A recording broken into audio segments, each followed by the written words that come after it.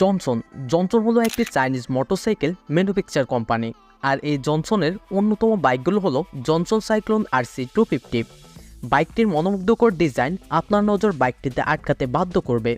Bike প্রেমীদের আকৃষ্ট করতে এই স্পোর্টস বাইকটিতে দেওয়া হয়েছে বেশ কিছু আধুনিক ফিচার, যেমন built in camera, instrument cluster, USB charging port, multiplate wet clutch সহ আরও অনেক ফিচার।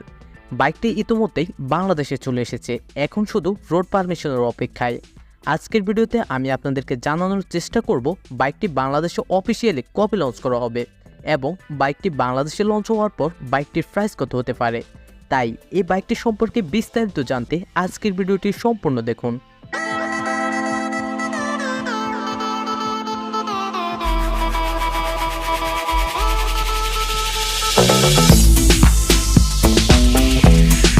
জনসন সাইক্লোন RC250 বাইকটি বাংলাদেশে আসছে ড্রাগন মার্ট মোটরসের হাত ধরে।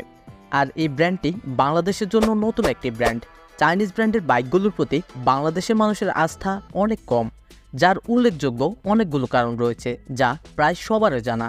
এবার কথা বলা যাক বাইকটির লুকস এবং ডিজাইন নিয়ে। প্রথম দেখাতেই আপনার চোখে পড়বে এর দুর্দান্ত front fairing, adjust system, unique graphics এবং ইউনিক LED হেডলাইট।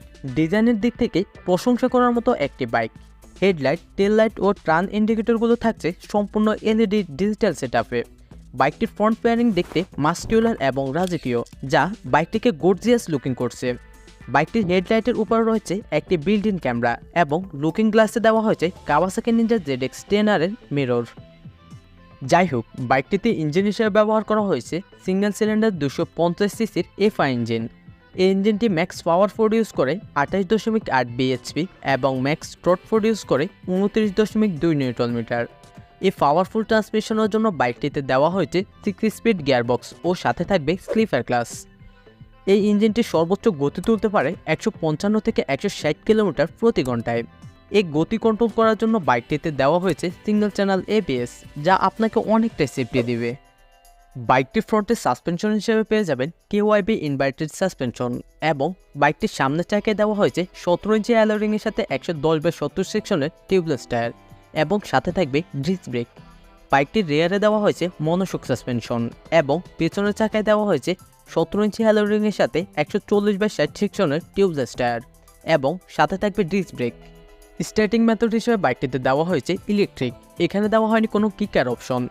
এটা একটি স্পোর্টস বাইক হওয়ার কারণে বাইকটিতে স্পিড সিট বা কাটা সিট ব্যবহার করা হয়েছে। বাইকটির সিট হাইট হচ্ছে 780 mm।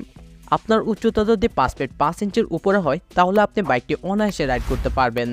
আর আপনার উচ্চতা যদি 5 ফিট 5 ইঞ্চির নিচে হয় তাহলে বাইকটি নিয়ে রাইড করার সময় আপনারা একটু প্রবলেম ফেস করবেন।